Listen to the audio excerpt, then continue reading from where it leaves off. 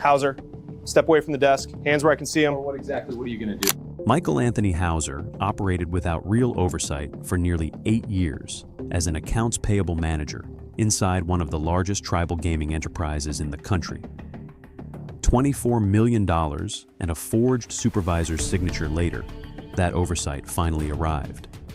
The money, Michael. $24 million you ran through that dead vendor. You people never know anything. You kick a door and hope something falls out. A ghost vendor, 7 years of invoices, your supervisor's forged signature. He would not be arrested at his desk.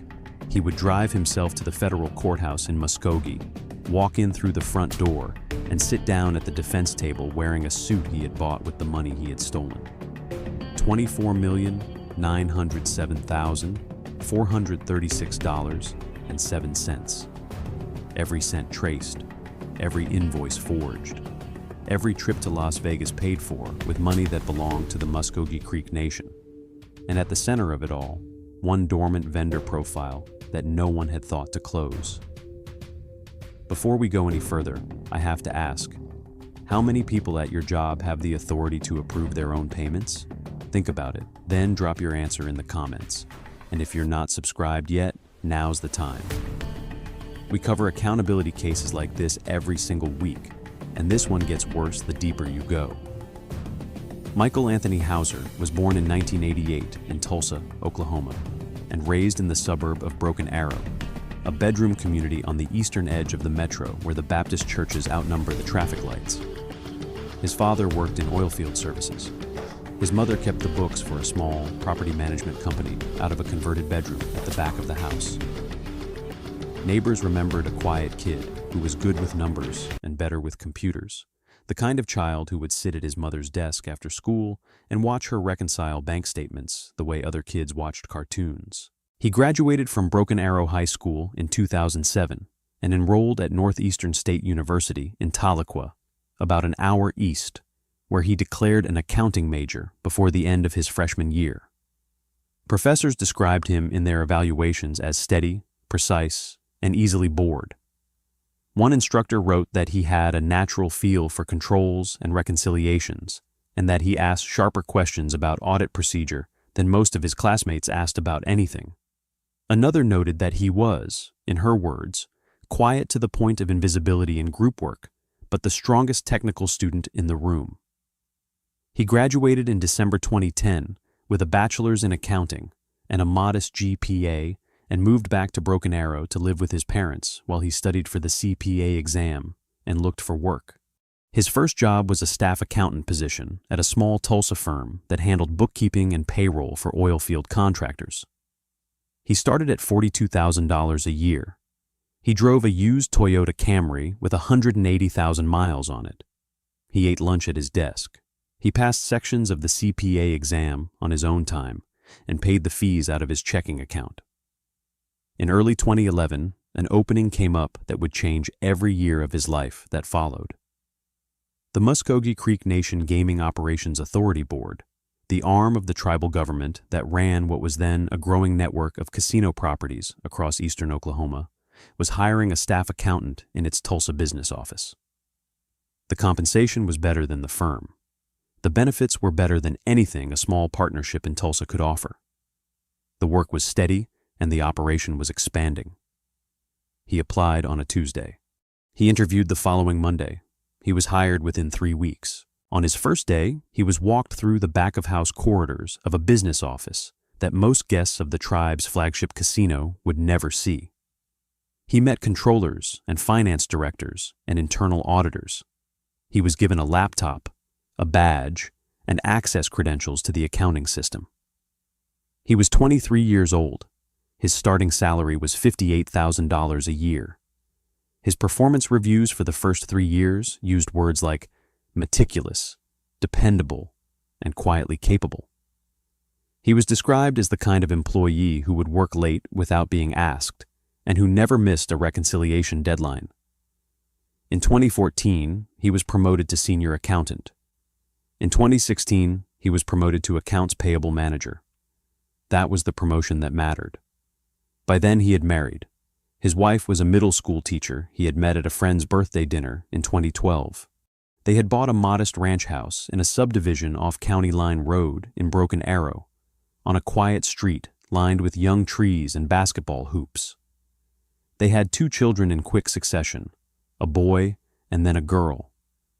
Weekends were softball practice, church nurseries, backyard cookouts with the neighbors. He drove a used Chevy pickup. His wife drove a Honda Odyssey. On paper, and in every conversation their neighbors could remember, they were exactly what Broken Arrow expected them to be. Nobody paid attention to the accountant next door. To understand what he was about to do, you have to understand what he now controlled. The Muskogee Creek Nation is one of the largest federally recognized tribes in the United States, with citizenship in the tens of thousands and a reservation footprint covering a stretch of eastern Oklahoma that includes most of the Tulsa metropolitan area. Its gaming enterprise, later restructured under the umbrella of Muskogee Nation Gaming Enterprises, runs multiple casino properties across the region. The flagship, River Spirit Casino Resort on the west bank of the Arkansas River in Tulsa, is a full destination resort, hotel tower, concert venue, riverfront restaurants. Roughly 10,000 guests through the doors on a good day. It is one of the largest tribal gaming operations in the country. A property that size runs on vendors, cage supplies, slot maintenance contracts, beverage vendors and linen services and elevator inspectors, landscaping and HVAC, and the 50 different specialty contractors it takes to keep a resort with thousands of rooms and thousands of machines running 24 hours a day, 7 days a week, 365 days a year. Every one of those vendors sits inside the accounting system as a profile. Every one of those profiles carries a name, a tax identification number, a mailing address, and a bank account for electronic payment. And every one of those profiles, once created, tends to stay in the system long after the work is done, because deleting a vendor record can break historical reports and audit trails. So the profiles are marked inactive, or sometimes they are left alone. When Michael Hauser became accounts payable manager in 2016, the vendor master file, the invoice approval workflow, and the payment queue all sat inside his lane. He could add a vendor. He could change a vendor's banking information. He could review invoices submitted by other analysts, and in certain circumstances, he could approve them himself. His supervisor sat 1 floor above him in a corner office with a view of the river. That supervisor had authority to override him and to demand supporting documentation for any invoice above certain thresholds. On paper, the controls were textbook. The problem was not what the manual said. The problem was that the manual assumed the person in Michael Hauser's chair was operating in good faith, and the tribe, quite reasonably, had assumed the same thing. The Muskogee Creek Nation is a sovereign government. Its gaming enterprise is not just a business. It is a revenue engine that funds housing programs, elder care, healthcare clinics, cultural preservation, language revitalization, and the day-to-day operations of a nation that had been forced onto this ground more than 180 years earlier. Every dollar that came through the accounts payable window belonged to that nation and to the citizens it served. The accountant sitting at the AP manager's desk was not just a corporate employee. He was a steward of tribal money. The trust the nation extended to him was the trust one government places in its own back office. He used it. The scheme began in July of 2016, less than 60 days after his promotion took effect. He went into the vendor master file and pulled up the profile of a legitimate vendor whose work for the tribe had concluded. The vendor was real. The invoices the vendor had submitted in previous years were real. The tax identification number in the system was real. All of it had cleared audits, had passed reviews, had been paid without incident for years. And the profile was still active in the system, dormant but breathing, because no one had gone in and closed it out. He changed one field, the bank account on the vendor profile. He replaced the vendor's real routing and account numbers with the routing and account numbers of a bank account he personally controlled. He did not delete the vendor. He did not create a new one. He did not use his own name or his wife's name anywhere in the file. He simply reached into a dormant, trusted, legitimate profile that already had years of clean history behind it, and he made it point at him. Then he started sending it invoices. The first invoices were small, a few $1,000s, then $20,000, then 50. He built them himself, formatted them to look like the vendor's real historical invoices, gave them plausible line items for services no one had performed, and pushed them into the queue. In some cases, he approved them under his own administrative authority. In other cases, when the amount or the frequency of the payments drew a question from a coworker or from internal audit, he produced supporting paperwork, approval memos, confirmation emails, contract addenda, and every one of those documents carried, at the bottom, what appeared to be the handwritten signature of his direct supervisor. It was not. It was a copied image of that signature, dropped in as a graphic, printed onto forms he had drafted himself. That forged signature is the moral center of what he did. It is not the flourish of a con artist. It is the paperwork of an insider. Every time someone at the Muskogee Nation's own accounting office did their job and asked a question, he handed them back a piece of paper that appeared to say the nation itself had already approved the payment. Every check on him became, in his hands, a cover story. The nation's controls did not fail. He turned them into evidence for himself. The volume grew. What started as a scheme that generated a few tens of thousands of dollars a year escalated into hundreds of thousands, then millions annually. By the later years, he was moving money out of the tribe at a rate that would have been impossible to sustain at any small business. But MNGE was not a small business. It was a 9-figure enterprise pushing enormous volumes of legitimate vendor payments through the same queue every week, and one steady, boring stream of bogus invoices inside that river of paperwork did not, for years, look like anything at all. Where did the money go? He funneled much of it into casino accounts in Las Vegas. Every month, roughly, he would make the trip. He gambled at the high-limit tables. He was a rated VIP. He had hosts. He had comps. He had suites overlooking the strip that most guests would never see the inside of. He was, at the tables, the exact type of customer the Vegas casino industry is built to serve, and he was funding that persona with money stolen from a tribal gaming operation in his home state. Gaming money laundered back into gaming. The symmetry of it is what makes the story land. He bought at least one Rolex. He bought Louis Vuitton. He paid private school tuition for his children in cash and by wire. He bought a 2020 Ford Lexus and a 2022 Cadillac. He bought a high-end boat. He opened investment accounts. He opened savings accounts. And on top of all of that, he failed to report the stolen income to the IRS. For tax years 2016 through 2022, he underreported his income by more than $7.8 million in 2022 alone, and by aggregate amounts that would eventually cost the United States Treasury more than $8 million in unpaid tax. He was, in the small ranch house in Broken Arrow, still the quiet accountant. In Vegas, he was somebody else entirely. And for 7.5 years, nobody put the two versions of Michael Hauser in the same room. The public record does not name, definitively, the single event that turned the lights on. The Department of Justice, in its press releases and its filings, credits the case to a joint investigation by the United States Secret Service and IRS criminal investigation. What triggered that investigation, the internal audit, the anonymous tip, the vendor complaint, the bank flag, is not laid out in the documents that have been released. Treat the precise trigger as unconfirmed. What is not unconfirmed is that by early 2024, federal investigators were pulling the thread. It is worth pausing on what a case like this looks like from the outside before agents ever knock. A tribal gaming operation the size of MNGE runs its own compliance department. It answers to its own gaming commission. Its financials are audited by external firms, reviewed by tribal leadership, and eventually consolidated for the nation's own budgeting.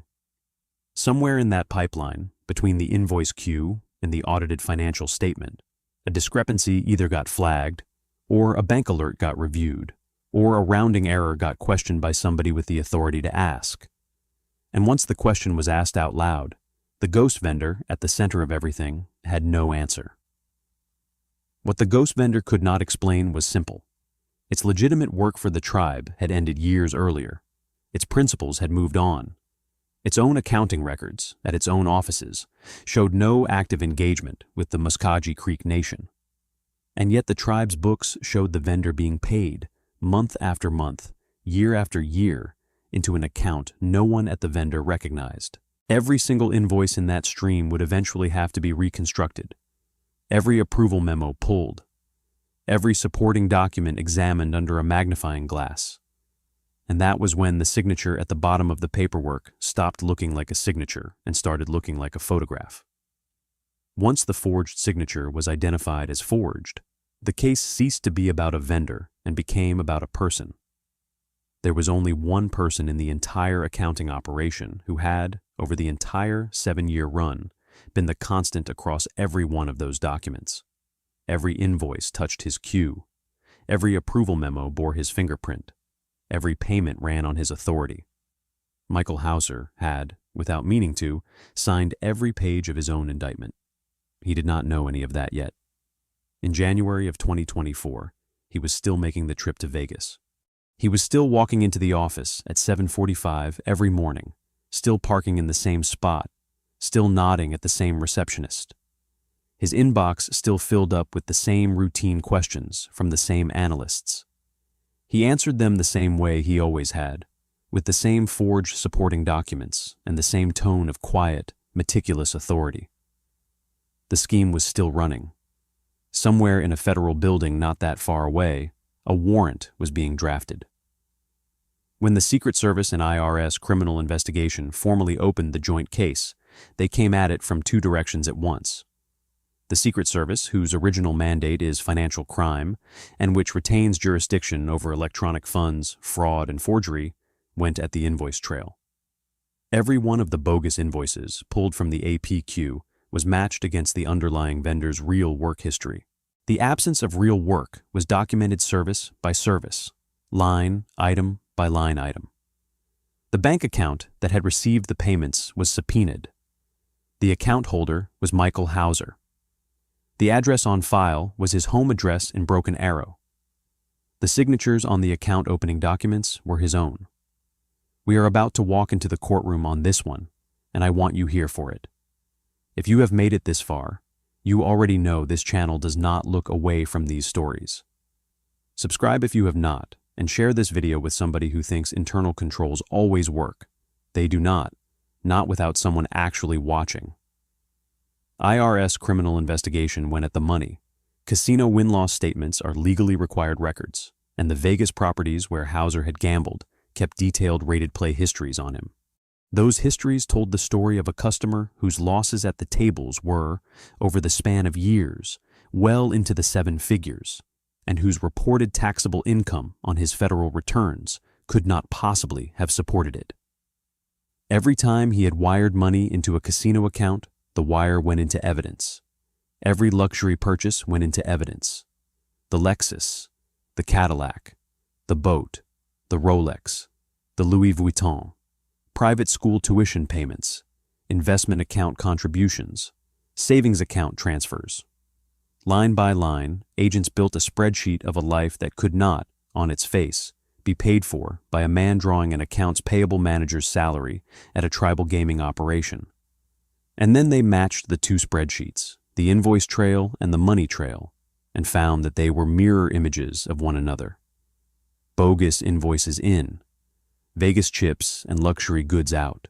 What went into his personal account came out again into a life he was not entitled to. What he had failed to report as income on his federal returns was exactly what he had failed to explain as revenue on the tribe's books. Every dollar had a beginning and an end, and the beginning was always a ghost vendor. Internal to MNGE, the picture was equally damning. Every one of the fabricated approval memos that Hauser had produced to answer questions about the vendor was pulled back out of the file cabinets. Every one of them carried at the bottom what appeared to be his supervisor's signature. Every one of those signatures was, on close examination, the same signature. Not similar, identical, down to the pixel. The kind of match that only happens when a single image file has been dropped repeatedly onto the same template. And that meant every one of the supporting documents was itself a document of the fraud. The supervisor, when shown the memos, testified that he had never signed them, had never seen them, and had never approved the payments they authorized.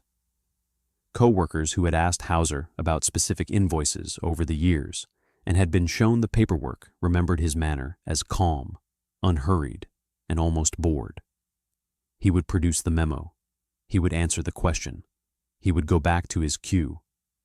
Nobody had ever felt he was hiding anything, because everything he handed them looked exactly like what they expected to see. That was the point. By the time the investigation was ready to make an arrest, agents had cataloged the diverted funds down to the cent. $24,907,436.07. From July of 2016 through February of 2024, 7 years and 7 months of continuous uninterrupted theft from the Muscogee Creek Nation. And the tax loss, calculated separately, would be another $8,205,834 owed to the Treasury of the United States. They knew, before they ever knocked on his door, exactly who he was. The interview took place at his office in downtown Tulsa. Agents wanted to sit down with him inside the same building where he had spent nearly 13 years of his career, at a small conference room table on his own floor. 2 special agents, one from the Secret Service, one from IRSCI, a briefcase between them full of documents. He walked in wearing a light gray suit and a blue open-collar shirt. He carried a coffee cup. He sat down across from them without asking why they were there. Agent Reeves. Mr. Hauser, we appreciate you making time for us. We are federal agents. We are here to talk to you about vendor payments processed through your queue over the last several years. Do you understand who we are and why we are here? Hauser. I do. Agent Reeves. We want to start by showing you a set of invoices. Take your time with these. Tell us if you recognize them and if you approved them. He took the stack. He worked through it slowly. He set each invoice down on top of the last. When he had reached the bottom, he did not look up. Agent Reeves. Do you recognize these invoices, Mr. Hauser? Hauser. I recognize them. Agent Reeves. Did you approve them? Hauser. I approved them. Agent Reeves. Do you know a representative of this vendor? Have you ever met one? Have you ever spoken to one? Hauser. No. Agent Reeves. Do you know why this vendor's payments over the last 7 years have been deposited into an account belonging to you? Hauser. I would like to speak to an attorney. Agent Reeves. That is your right. This interview is over. We are going to step out. Please stay in this room until we come back. He stayed in the room. He did not touch the invoices again. When agents returned 23 minutes later, he had not moved. He was placed under arrest on his own floor in the same corridor where he had been walked through his first day nearly 13 years earlier. He did not resist. He did not speak. He walked out of the building in handcuffs with his badge still clipped to his belt. The indictment came down in the United States District Court for the Eastern District of Oklahoma. 2 counts. 1 count of theft concerning programs receiving federal funds, brought under Title 18 of the United States Code, Section 666. 1 count of tax fraud. The case was captioned, United States of America versus Michael Anthony Hauser. It was assigned to Chief United States District Judge Ronald A. White. It was prosecuted by the Office of United States Attorney Christopher J. Wilson. On February 20, 2025, Michael Hauser pleaded guilty to both counts. There was no trial. There was no jury. In open court, in the presence of the judge, in the presence of representatives of the Muscogee Creek Nation, he stood at the defense table and admitted, item by item, to the elements of both offenses. He had taken the money. He had falsified the documents. He had failed to report the income. When the judge asked him whether he understood the nature of the charges against him, he said yes. When the judge asked him whether he was pleading guilty because he was, in fact, guilty, he said yes. Sentencing was set for the fall. In the months between, the surrender of assets began. Cash accounts, casino credits still on deposit at multiple Vegas properties, investment holdings, vehicles, the boat, Rolex, Louis Vuitton, every item cataloged, appraised, and turned over. By the time the sentencing hearing was held, more than $7.5 million in assets tied to the embezzlement had been surrendered. The hearing itself was quiet. Representatives of the Muscogee Creek Nation spoke to the harm that had been done. One official addressed the court directly. Tribal representative. Every dollar taken by this man was a dollar meant for a citizen of our nation, for an elder who needed care, for a child who needed a school, for a family who needed a home. He was trusted. He was paid. He was given every opportunity, and he chose, month after month, year after year, to take from a nation that had asked nothing of him except that he do his job. He is not a stranger to us. He is worse. He is someone who was welcomed inside. Chief Judge White addressed the defendant before delivering the sentence. Judge White: Mr. Hauser, this was not one bad decision. This was thousands of decisions, made every day for the better part of a decade. Each one required you to sit at your desk, look at a legitimate vendor's dormant profile, and continue the theft. Each one required you to fabricate a document and place a signature on it that was not yours to place. Each one required you to look at your colleagues, your supervisor, and the citizens of the Muscogee Creek Nation and tell yourself that what belonged to them belonged instead to you. There is no version of this crime that can be described as impulsive. There is no version of it that can be described as a mistake. What you did was deliberate, sustained, and calculated. And the sentence must reflect that. The court imposed 70 months of federal imprisonment on the theft count and 36 months on the tax fraud count to run concurrently. Just under 6 years, non-parolable. He was ordered to pay $17,337,949.50 in restitution to the Muscogee Creek Nation. He was ordered to pay $8,205,834 in restitution to the Internal Revenue Service. He was ordered to self-report on November 10, 2025, to a Bureau of Prisons facility to begin serving his sentence. The math on that restitution is worth pausing on. $24.9 million stolen, $7.5 million surrendered, and after all of the assets recovered, after all of the casino accounts drained, after every vehicle and watch and handbag and dollar of savings turned over to the government, the Muscogee Creek Nation is still, by court order, roughly $17 million short of whole. That is the debt he owes them. That is the debt he will carry into a federal facility and, in all likelihood, carry out of one when his term is served. The nation may never see the balance of it. He may never earn it. What the nation is left with, instead, is what every institution robbed from the inside is left with. A hole in the books that will take years to close. A story its own citizens will tell each other about the accountant who sat quietly at his desk for 13 years. And a lesson about internal controls that was already written in every accounting textbook before Michael Hauser ever walked into the interview that got him hired. The controls did not fail. The nation did not fail. What failed was the assumption every accounting system in the world has to make in order to function at all, which is that the person sitting in the accounts payable chair is who he says he is. For 7.5 years, Michael Hauser was not, and for 7.5 years, a ghost vendor no one had thought to close signed his name to every check that walked out the door. That case was hard to sit with, but the case on the right-hand side is even harder. Click it now.